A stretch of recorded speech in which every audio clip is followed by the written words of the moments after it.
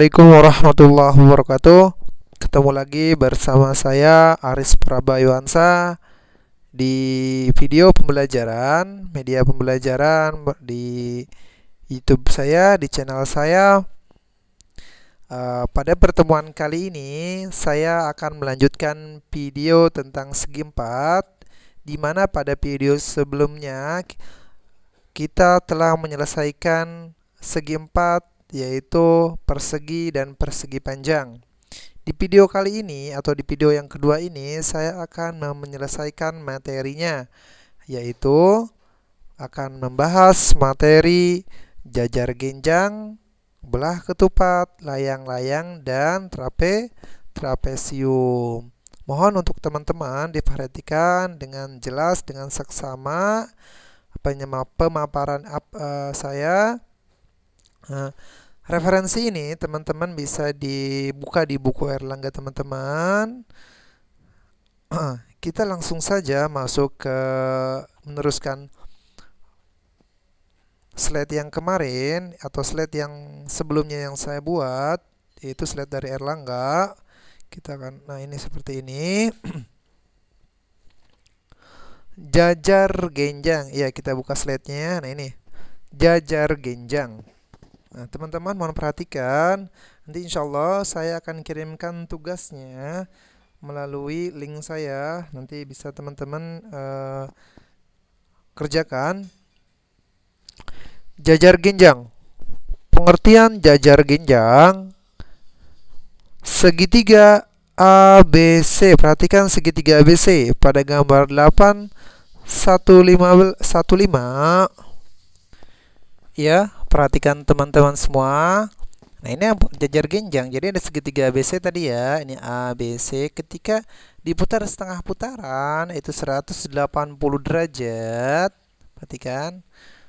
Pada titik tengahnya, ini titik tengah, maka segitiga ABC dan bayangannya membentuk bangun jajar genjang ABDC, ya. AB tadi kan ABC segitiga. Ketika diputar 180 derajat, maka dia akan membentuk ABDC, sebuah jajar genjang. Nah, jajar genjang dapat dibentuk dari gabungan sebuah segitiga dan bayangannya setelah diputar setengah putaran dengan pusat titik tengah salah satu sisinya, ya. Boleh di sini boleh di sini boleh, yang penting diputar 180 derajat atau setengah lingkaran, ya. Nah, sifat-sifat jajar genjang. Karena AB itu sama dengan CD atau sejajar dengan CD, ya, dan BC itu sejajar dengan DA. Tanda ini adalah dibaca sama dan sejajar, ya. Pada setiap jajar genjang, sisi-sisi yang berhadapan sama panjang dan sejajar. Lihat, ini sama panjang dan sejajar. Karena segitiga ABC itu sama dengan ABC sama dengan segitiga CDA dan BAD itu sama dengan DCB, maka dapat disimpulkan sebagai berikut. Pada setiap jajar genjang, sudut-sudut yang berhadapan sama besar, ya. Ini berhadapan sudut A berhadapan dengan sudut C, sudut B berhadapan dengan sudut D. Karena AB sejajar dengan DC, maka sudut A ditambah sudut D itu adalah 180 derajat. Sudut B ditambah sudut C itu sama dengan 180 derajat. Ini sudut dalam sepihak, ini juga sudut dalam sepihak. Pada setiap jajar genjang, jumlah besar sudut-sudut yang berdekatan adalah 180 derajat. Maksudnya yang ini, ya, sudut-sudut yang berdekatan tuh antara sudut A dengan sudut D. Nah, yang keempat, pada gambar jajar genjang ABCD diputar setengah putaran O, lihat putaran O, maka AO itu sama dengan OC. Ini AO ini sama dengan OC. OB itu sama dengan OD. Jadi AO sama dengan OC dan OB sama dengan OD. Kedua diagonal pada setiap jajar genjang saling membagi 2 sama panjang ya. Jadi kedua diagonal pada setiap jajar genjang itu saling membagi 2 sama panjang. Kita lanjut ke luas jajar genjang. Singkat saja, gambar Romawi 1 adalah jajar genjang dengan alas A. Perhatikan, dan tinggi T. Kemudian dipotong, ketika kita dipotong, maka dipindahkan ke sebelah seperti yang ditujukan pada gambar 2 dipotong, dan selanjutnya dirangkai seperti gambar 3. Dengan demikian dapat didapat hubungan berikut, yaitu luas jajar genjang atau Romawi 1 itu sama dengan luas persegi panjang, yaitu panjang kali ini panjangnya, ini lebar atau mungkin istilahnya tinggi. Sebenarnya pada bangun datar itu tidak ada tinggi ya. Bangun datar itu hanya ada panjang dan lebar. Boleh pakai tinggi boleh ya. Tapi Bapak tidak memakai tinggi, sebenarnya panjang kali lebar saja. Nah, di sini maka alas dikali tinggi ya. Tinggi ini ya lebarnya tadi, lebarnya ini ya. Karena untuk memudahkan pemahaman, maka garis ini sebut tinggi. Jadi alas kali tinggi merupakan atau panjang kali lebar merupakan luas dari jajar genjang, di mana panjang lebarnya itu sama dengan tinggi yang ada pada sebuah bangun datar jajar genjang. Nah, perhatikan. Hitunglah luas jajar genjang ABCD dan PQRS berikut. Ya, A, B, C, D, dan PQRS. Lihat, alas jajar genjang adalah AB 9 cm. Alas merupakan sisi ya yang ini. Tinggi adalah CE ya 12 cm. Tinggi tegak lurus berhadapan terhadap alas, luas jajar genjang itu sama dengan alas kali tinggi sama dengan 9 kali 12 cm pangkat 2. Ini adalah sebuah Pitagoras. Lihat, ini adalah triple Pitagoras. Ini 12, ini 5, ini maka 13. Maka yang diambil adalah tingginya 12 ya, alasnya 9. Sekarang alas adalah QR. Perhatikan, QR ini adalah alas. Nah, tinggi adalah TR itu 25 ya teman-teman ya. Nanti ini teman-teman biasanya harus nyari tingginya dulu untuk jajar genjang itu. Keseringan seperti itu untuk soal-soalnya. Menggunakan triple Pitagoras atau menggunakan rumus Pitagoras yang sudah kita bahas di awal-awal semester pertama ya. Tinggi tegak lurus alas yaitu ada luas jajar genjang itu 10 dikali 25, bukan dikali 26 ini atau 9 kali 13 ini. Ini bukan tinggi ya, atau bukan lebarnya ya teman-teman ya, tapi lebar itu ini tegak lurus dia ya, tegak lurus. Maka alas dikali tinggi sama dengan 10 kali 25 sama dengan 250 cm pangkat 2 ya. Teman-teman bisa menguji pemahaman dengan mengerjakan soal latihan 6 dan 7 pada halaman 130 dan 132 di buku paket Erlangga. Nah, sekarang lanjut ke materi belah ketupat. Nah, pengertian belah ketupat pada gambar segitiga sama kaki ABC ya. Ingat, segitiga sama kaki ABC dicerminkan terhadap sumbu garis AC sehingga segitiga ABC dan bayangannya segitiga ABC membentuk segi 4 ABC B ya, B aksen di sini. Paham ya? Jadi ada segitiga. Ini segitiga, ketika dicerminkan segitiga sama kaki dicerminkan dia akan membentuk belah ketupat. Ya, sisi-sisinya ini sama panjang kaki segitiga ya, yang disebut belah ketupat. Jadi belah ketupat itu dibentuk dari gabungan dua segitiga sama kaki yang kongruen atau sama dan sebangun teman-teman ya, segitiga sama kaki dengan mengimpitkan alasnya. Alasnya ini dihimpit ya, berhimpit alasnya. Nah, sifat-sifat belah ketupat teman-teman perhatikan, semua sisi setiap belah ketupat sama panjang. Betul, ini sama panjang, tapi bukan persegi atau bukan persegi. Beda ya.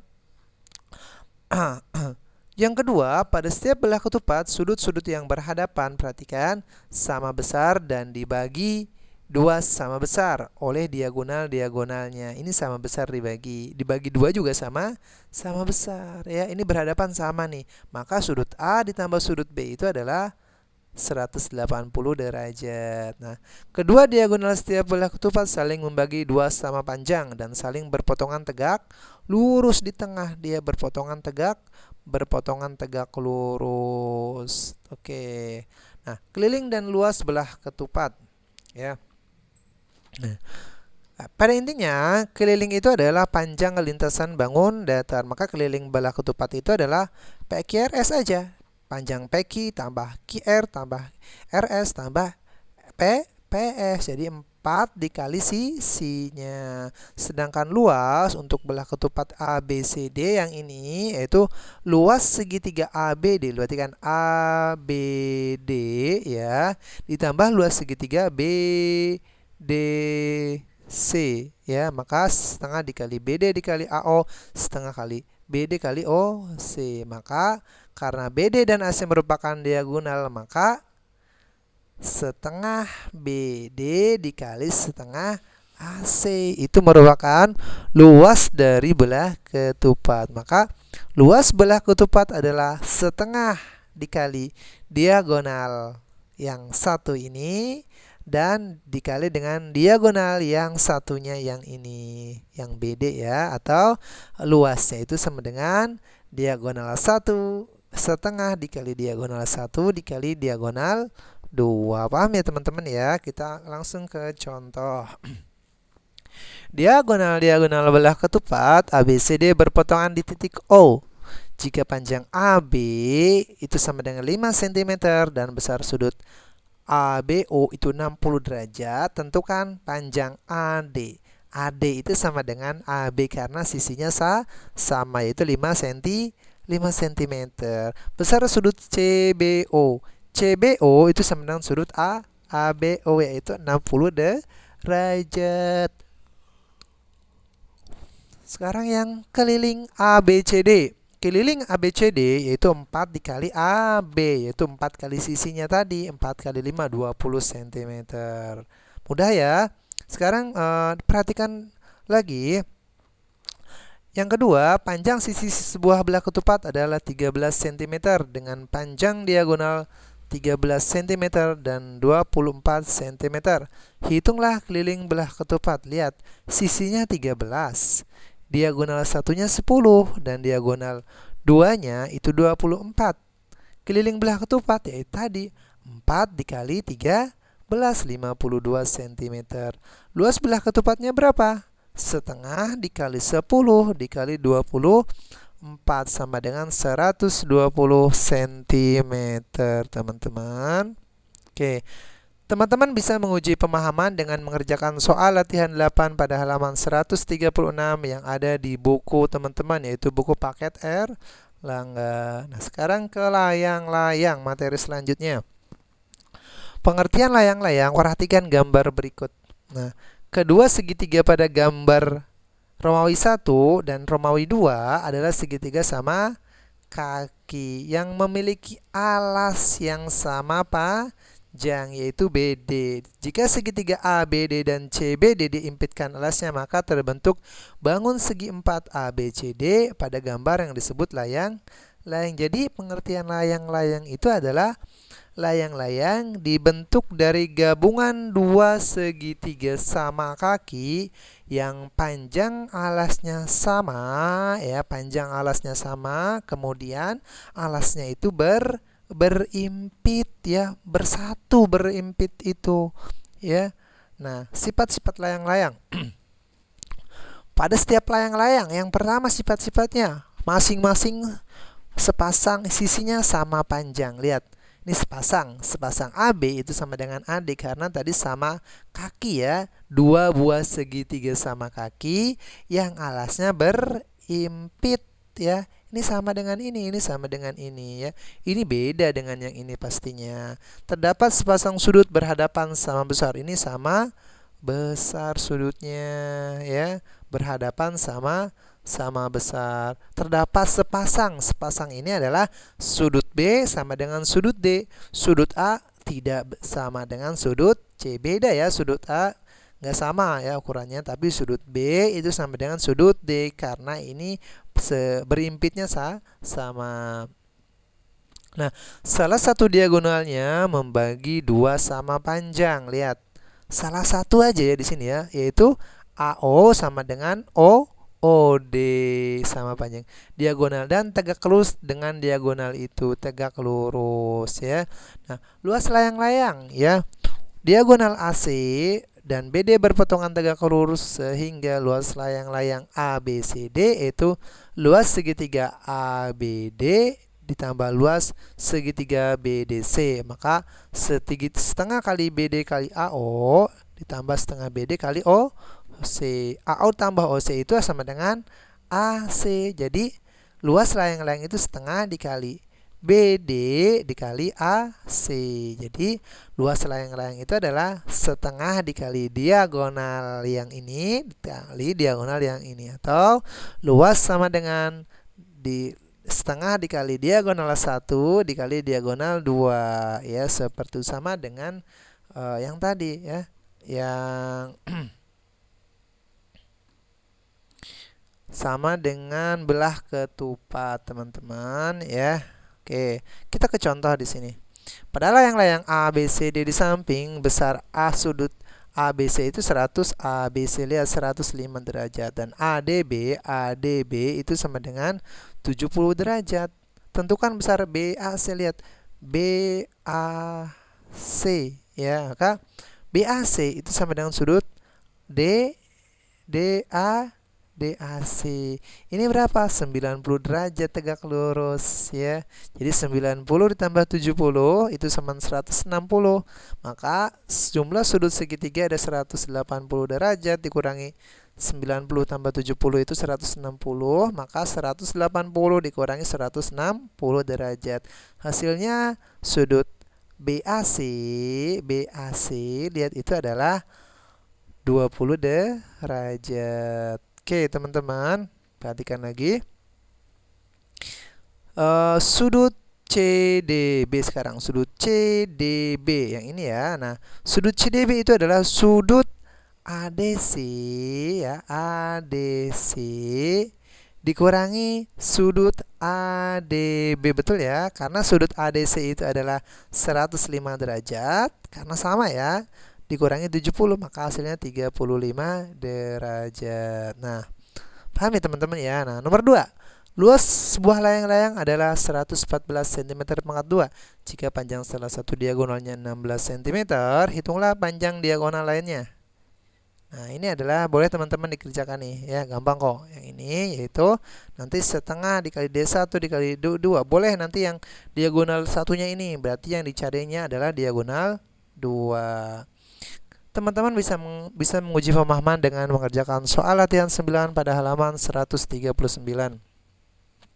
Nah, terakhir itu adalah bangun segi 4 dari trapesium ya. Tadi kita sudah ngebahas tentang jajar genjang, belah ketupat, layang-layang, dan terakhir ini adalah trapesium. Pengertian trapesium ya. Romawi 1 dan Romawi 2 adalah trapesium yang keempat sisinya tidak sama panjang. Lihat ya, tapi sejajar dia. Disebut trapesium sembarang. Yang Romawi 3 adalah trapesium memiliki sepasang sisi berhadapan sama panjang. Disebut trapesium sama kaki. Dia sama kakinya.